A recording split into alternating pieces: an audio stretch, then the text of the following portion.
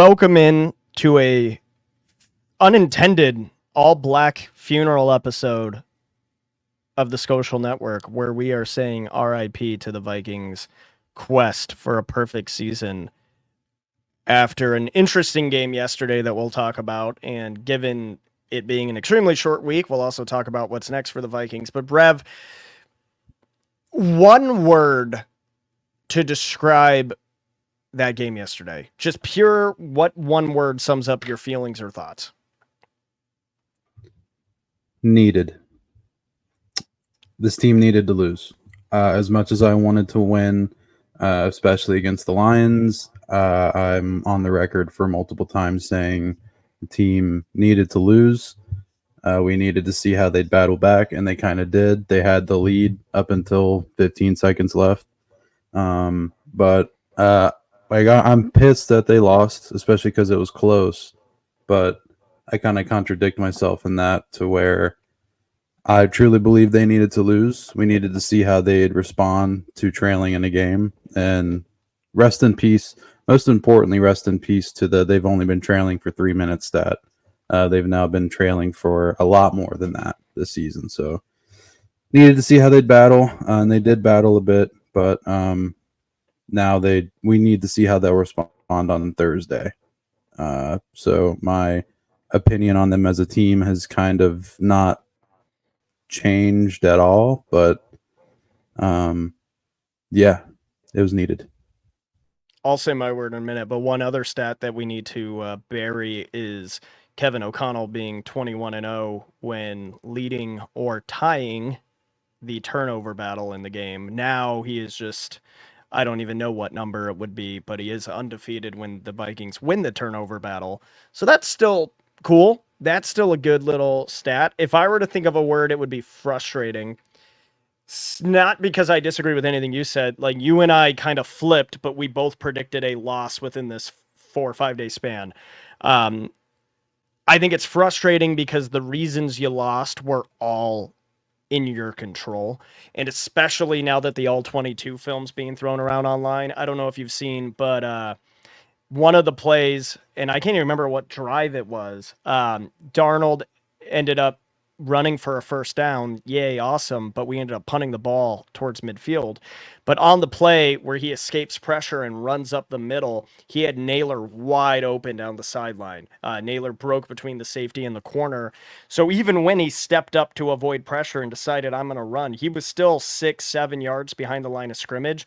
One thing that I'll say, in reference to previous years, is one thing Kirk was good at because he had no mobility is when he would step up in the pocket to dodge an oncoming blitzer, which wasn't super common, but when he would immediately let it rip because he knew very rarely he could rely on his legs to do anything. If Darnold just looks that way, that's a touchdown. Also on the interception, people were roasting everyone online saying like, oh, now you want checkdowns? Jones was open in the flat. I wouldn't have even called that a check down. I think it was still past 5-6 yards past the line of scrimmage. So for me, that's not a check down. It's just a short completion, which I would have been fine with. But when you look at it, he could have had a seriously huge gain, or possibly if he could beat the corner and Jefferson, or I can't tell if it was the safety coming down towards him or the corner. Jefferson had somebody who had picked him up at that point, but if Jefferson can block his man and Jones could just beat the guy coming at him, that's a touchdown. Penalties, people are ripping KOC. Yeah, there were definitely some questionable play calls. I don't put this entirely on him in any way. Defense being able to contain on the outside, number of different things that were within our control. At the end of the day, Detroit's a damn good team, but they did not own us. I think then, I don't know if you saw the stats going around. Time of possession, almost equal. Passing yards, almost equal. Number of turnovers, equal. Number of sacks, equal. That's a hell of a competitive game. It's frustrating because you lose one at home that could have given you a 2.5 game buffer in the division, making this game against the Rams not as important. And you could have won. You could have. But I do agree with you. Like, they were bound to lose at some point. It just sucks it had to be that game and in that manner. Yeah. And was there any complaining on Twitter about the referees? because I knew with That just how many. most people were going after Kevin O'Connell for that game.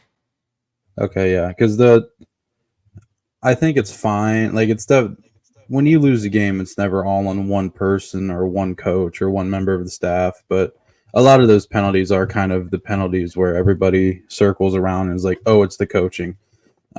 So it felt like I was actually getting annoyed watching that game, not because Detroit was winning, but just the amount of penalties. Like in the beginning of the game, I was like, "Dude, Jesus!" And I couldn't even be mad at the referees for like being crazy. It was like they were committing these penalties, both sides. They were legitimate penalties, and I'm like, this isn't this isn't 5-0 versus 4-1 football. This is like 1-4 versus 2-3 with the amount of penalties and just the type of penalties. So I think it is okay to kind of get back like to blaming the coaching, but I don't. You can't really blame. Oh, they weren't blaming clarity. They weren't blaming Kevin for the penalties. Penalties Yeah, barely came up. They were blaming him because they thought he was the sole reason we lost, which I fundamentally disagree with. Although he had some weird play calls at weird times, yeah. I just yeah, I think people I think both teams also, speaking of being even, had 8 penalties. Um Mhm. Not a lot towards the end. So I think people kind of forgot about that, and all they thought of was the rollout sprint pass. They thought of Jefferson the trick play at a weird time, right? But I think I agree with you. I don't think you can really put this on any one person. No, and I guess what I was trying to say is like the penalties. If you are blaming Kevin O'Connell for something, usually you're blaming the coaching staff for those type of penalties that were happening, like the mental, like the false starts and whatnot. But I don't know if Kevin O'Connell was to get blame. It's super easy and it's super cliche, and I hate even saying it because it's like, yeah, duh, say that now. Sky is blue, but the I would have liked to see some more aggressiveness on that drive that could have closed the game when they were up by one. I think they ran the ball on second and six, and I'm like, dude, like you gotta.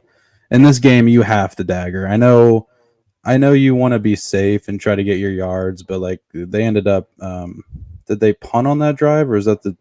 Yeah, yeah. They punted. I Yes. don't remember. I don't It's remember the the only exact that's the only outcome because we were already up. And exactly. we were only up one. So yeah.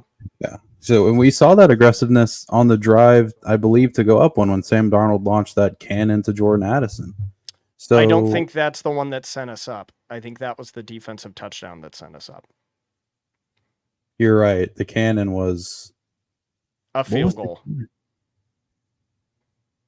It ended what in am a I field goal. I'm just remembering something so awful. But I know there were spots where you just want to see more aggressiveness. And that's something I think a lot of people just kind of throw that around when they try to find something to get on Kevin O'Connell about. But in a game like this, second and six, you're coming up to where this drive could be kind of be your dagger. You need to put your balls on the table a little bit more. But I I think agree. that's Well, really and that's nitpicking. I think that's really all you can come back to Kevin O'Connell on. I think the thing is that this team I I said this yesterday, two things can be true because I think some people are having a really hard time living in the middle of like accepting this reality. We're 6 weeks into this season. We're no longer in what top 5 pick are we going to get territory. Like we're out of that. You know what I mean? Like I don't see this team going winless the rest of the way. Um this wasn't like 2022 where we do get a loss and it's by 2 scores, or like the Cowboys game you get the shit rocked out of you. Like this is not your 2022-2023 Vikings. And in some ways this team has less talent at some key positions, but yet the fight is there and the roster is better. All that to say, we've said it before, we said it again. This is still a rebuild year, but this team has proven that even in the middle of that rebuild year, they can and should be very good. So it's, I saw some people yesterday being like, oh, well, like, I wasn't expecting to do anything this year, anyways. Guess we can put all that trade deadline talk to rest. And I'm like, no, no, no. Like, take an overhead view. Just because you're focus is now, but really the moves you made this offseason were for 2025 through 2028, 2029. Doesn't mean you can't say, oh, damn, we're better than we thought we'd be. Let's take advantage of this. And, we can hold the team to a high standard that they themselves have set themselves up for. I'm no longer going to be okay with bad decision making. And to your point, like about conservative versus being aggressive, Kevin O'Connell shows he's aggressive. He's aggressive on random 3rd and 2s in the middle of like halfway through the first quarter. He's having, first reads be 15, 20 yards downfield. Sam Darnold, I get frustrated with him. People think it's just because I'm a McCarthy stan. People forget I'm an SC fan. I root for Sam Darnold. But he's proven that throw to Jefferson, hell of a throw. He can make that throw anytime he wants to. That throw to Addison, great throw. He's capable of that type of throw at any given play. Go back to week 1, the perfectly placed dart in the end zone to Jefferson. Like, I'm not going to hold someone to a standard that they can't play up to, but if you show me you can do things, I'm going to expect you to do them. And I think that's what's frustrating is the team showing that they can do these things, and then when it mattered most yesterday, being inconsistent. And I think going along with that, with multiple things being true at the same time, like it is perfectly okay to say that the Detroit Lions are a very good football team and are the team to beat in the NFC. Like they made these mistakes themselves, but like the Lions are really, really, really good. And I don't think there's any shame. They're not. The term "same old Lions" is so corny, but they really aren't the same old Lions.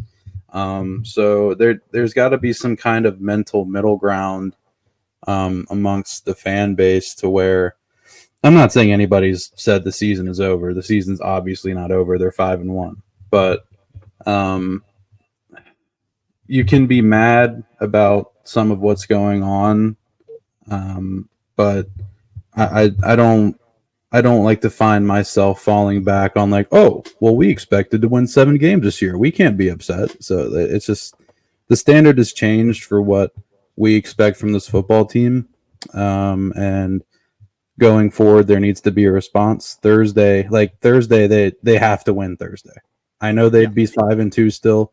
They have to win Thursday. It's as simple as that. There needs to be some kind of response from this team. I'm not saying that like I don't have any faith in them, but we were saying before the show, or on the show before the Lions game, like the Vikings need to show up, and we got a comment like, why do they need to show up? Because it's the biggest game of the year against the team to beat in the NFC, who happens to be a division rival. So now even and for more, 2 quarters, for 2 quarters, they didn't show up. exactly. So breaking news: your team must show up to a big game, and they did when they went up 10-0, and then they disappeared, and then they made an appearance late in the game, and they lost. So Thursday, you got to win. The season's not over if you don't win, but for me as a fan to have faith going forward, you have to come out and beat the Rams. And then guess what? After you play the Rams, now you've got another primetime game. We just got flexed to Sunday night against the Colts the next week. What So a weird game to get I, flexed. it's whatever. But I'm happy they are, not because like I'm a Vikings fan. I want to see my team in prime time, but it's like, okay, you just lost this big game. This game could be the difference between you winning and losing the division. I know it's week 6 or week 7, but still, there's as you mentioned, there'd be a big enough buffer that the Vikings could sustain going on for the rest of the season to win the division. So, all right, you lost that game. Guess what? Now you're in the national spotlight for 2 weeks in a row, and one's going to be coming off a short week, and one's going to be after you're getting off a mini bye. And these are 2 teams that you should absolutely beat. So, I know I said you have to win Thursday. You have to win the next 2. It's easy to say you have to win every game, but like, how are you going to respond? If you respond great, you respond with flying colors. Not that we're off track. We are back completely on track. I'm back on the Super Bowl path. But guess what? You got to play the Lions again this offseason. You got to play the Lions again later in the regular season, and if you want to go deep, you're probably going to have to play them in the playoffs. So I'm going to go a step further. Okay. I'm going to say you have to win the next 4. Yeah. Because here's the thing, it's not saying that you're not a good team if you don't. It's not saying you can't make the playoffs if you don't. But how many times have we seen Vikings teams and we've celebrated this and we've all been like, you're always gonna be happy when your team makes the playoffs. But we've seen Vikings teams enter the playoffs that we knew weren't serious. Yeah. Like 2008 is a great example. The year before we got Favre, we knew we'd either have to Gus Farrat, who played most of that year, or Tavares Jackson. We knew even hosting a home playoff game at the Metrodome against the Eagles that would be difficult. We knew once Joe Webb was named our starting quarterback in 2012, as good as Peterson was playing, even if Ponder was healthy, that was going to be a tough year, right? Like all of these things, at that point, given where we're at, yeah, would I enjoy the playoffs and would I root for the team? Of course. But I think to your point, use the term Super Bowl contender. If this team can get through these next 4 games, you have the Rams, and then you have the remaining gauntlet of the AFC South, Colts at home on Sunday night, and then Jags and Titans. Then you set yourself up with a lot of momentum going into your next divisional game in Chicago.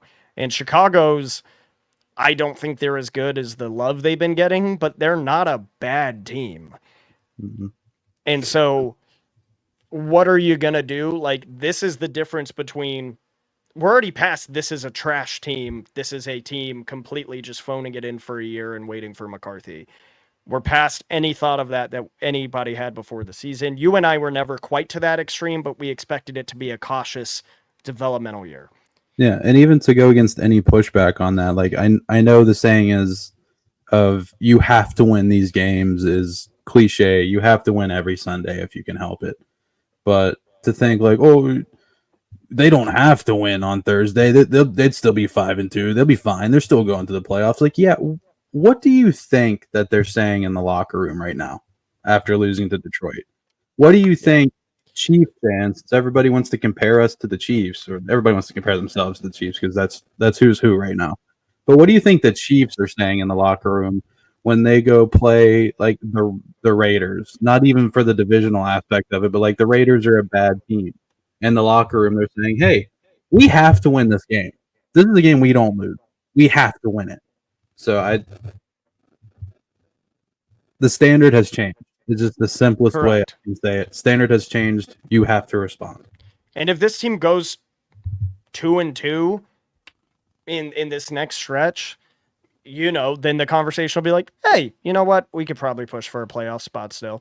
Like it Mhm. does change. We'll probably make the playoffs still. And hey, it's a fun season. And, I still think as far as getting in free agents, things like that, getting guys to want to stay, that's a still, wow, this team overperformed in the grand scheme of things.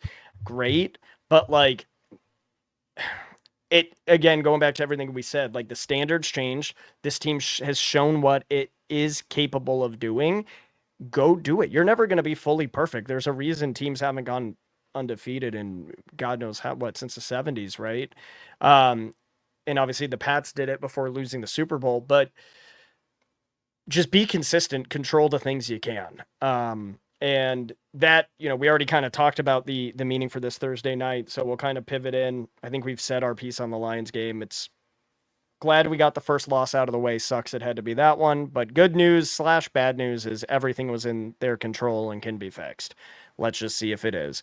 Thursday, Rams are projected to get Cooper Kupp back. Are you moved by that in any way, shape, or form in the year 2024? I mean, yeah, because I think Cooper Cup is still really good, but um, it's just one of those things. And I hate to keep going back to the response thing, but I do think there will be a response from Brian Flores. Like I'm just gonna say it. Like we all watched it. I think Brian Flores got embarrassed yesterday. So, and the weird thing about it is too, and this is why stats are just stats. They're just numbers. Eye test is a general statement when you're just saying things to say things, but like it matters. The stats that we saw from the Lions offense yesterday was not that much different from the stats we've seen in all the games that the Vikings have won this year. The quarterback threw at a very high completion percentage. There was a lot of total yards given up. I think the only thing that was really different was the running game for the Lions, which again, like we expected that. So I don't. It feels weird to even say Flores got embarrassed. Just the context of those numbers are Minnesota was dominating. Dogs barking. Sorry. Minnesota was dominating these other games early, and these teams they were just kind of. I don't want to say they were letting these teams do what they were doing, but the context flipped yesterday, where Minnesota was getting dominated for pretty much all of the game except for the very beginning. So Man, there's I going to got so be hyped watching those first couple drives. I really yeah, freaking thought we had something cooking. I thought I did Flores too. had acquired the guys he needed in the offseason to finally disrupt Ben Johnson. And you know what? Cashman could have made a massive Yeah. difference, but it is what it is. Like, I think that Darnold doesn't get sacked one time if they have Hutch. Like, Mhm. it could go either way. Yep. But like to tie it back into the Rams, I want to say, and I guess it's easy for me to say that there's got to be some sort of response to getting, I don't know, I guess embarrassed is the word. If you're Brian Flores against the Lions yesterday, but um, I don't know if Cooper Cup is the difference between a win or a loss. But having Cooper Cup just in general, like you'd rather him not be on the field, in my honest opinion. I don't think that's crazy. Yeah. I They have 2 wins. I think I mean, I think what their next receiver up is Tyler Johnson. I think he's their wide receiver one right now. I I'm not think sure if you anybody. I mean, here's my thing. I think Cup shouldn't go crazy. Like you have a good safety trio, counting Metellus in there doing whatever he does on a given play. You should be able to bracket him or do whatever you have to do to take him out of the game. There's really, even with Cashman out, like this game should be winnable. I haven't really looked too in depth on their defense. Is their defense any good? I mean, they gave up 41 to the Cardinals, so I'm guessing it's not It's rather incredible. rather not good.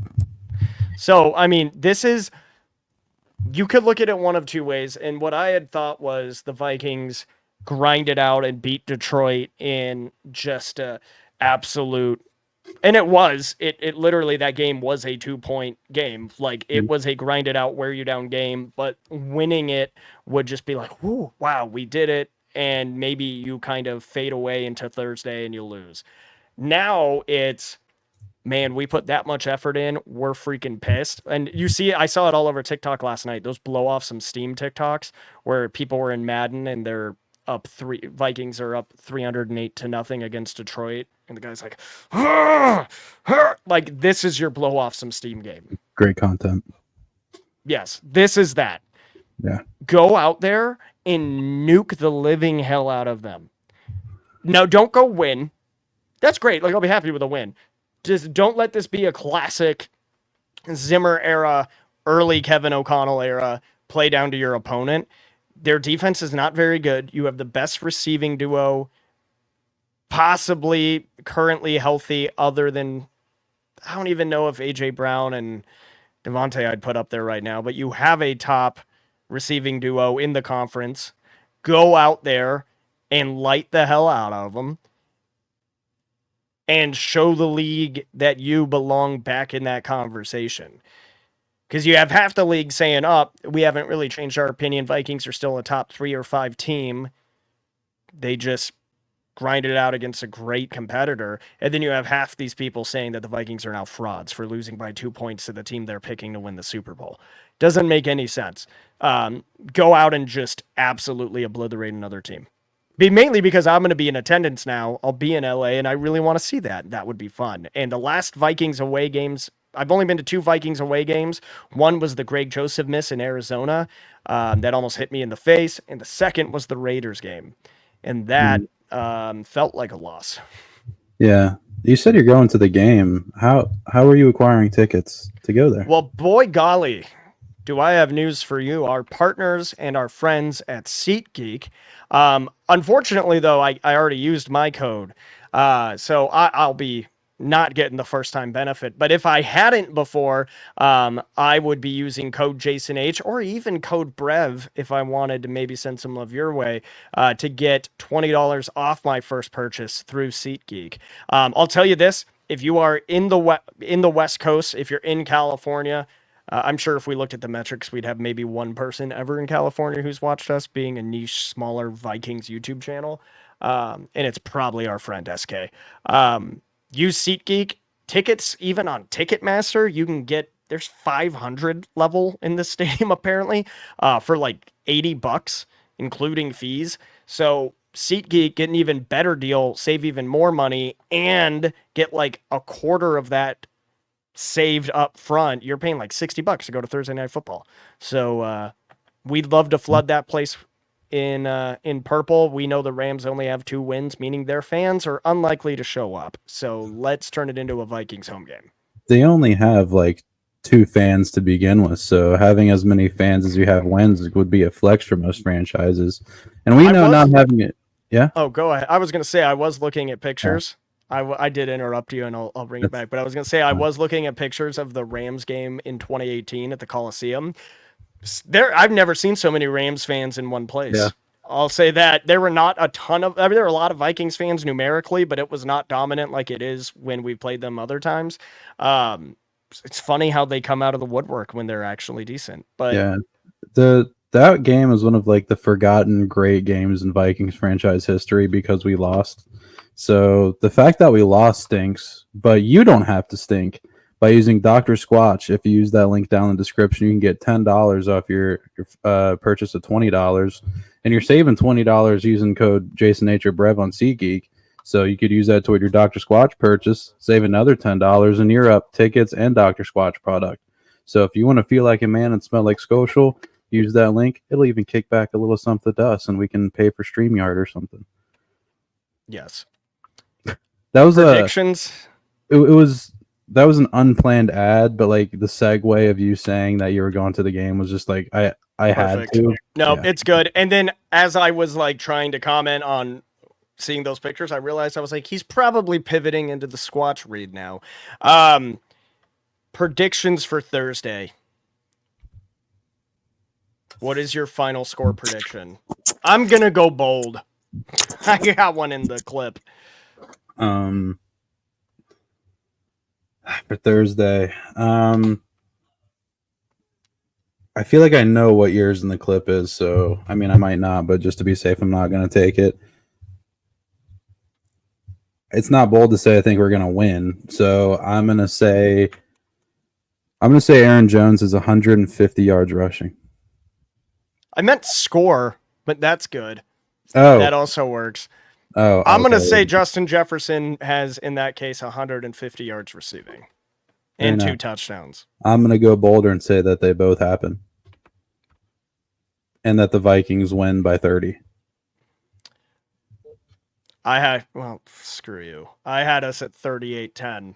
That's my final score prediction. I win. Yeah, I was just You're like bolder than I am. I knew you were gonna predict a big score, so I was like, I gotta pivot. 38-10, because I can't even remember the last time we scored 40 points. We didn't score 40. Yeah, we didn't score 40 against Houston. I thought we were going to. Yeah. Have we ever scored more than 34 or 35 in the O'Connell era? I don't. Crazy to think about. So, I'm trying to think here. Why am I looking at 2023? We were very close to 40 against the Texans. I'm looking back here. The Saints game last year, we were pacing very closely for it and then just fell off. Falcons game 31. In the O'Connell era, no, we have not. Oh, no, that's Green Bay scored 40. We scored 39, obviously, against the Colts, but that includes overtime. Oh, yeah. 33 against the Bills and the Pats. 34 against the Cardinals in 22. Yeah, brother, stop moving your mic. I don't know what you're doing. Nope, knock that off. That is terrible. Yep, so you know what? Screw it. 41-10. I'm going to beat you by 1 point. I'm going to say we have our first 40. Damn it. 70-0. No, that would be the definition of blow off some steam. 71-0. This is this is technically Price is Right rules, where if you go over the most, you lose. Come on, Don. Is that show? Yes.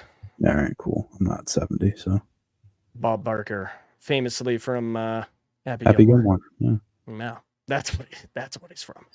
All right, Price is wrong. Vikings. Dude. I will say, funny thing. Not sure if you saw it. The Vikings lose their first game of the year, and McCarthy posts a slow-mo high-def video of him on Instagram in his Vikings uniform during the preseason game walking the sideline with an inspirational quote about how like leaves overcome pain. And I'm like, this man knows that this fan base was sitting there yesterday He just knows it's his wishing. team. He knows. He knows it's I his just team. I Was just I was love it. yesterday the first game he was at? Yes. I thought He so.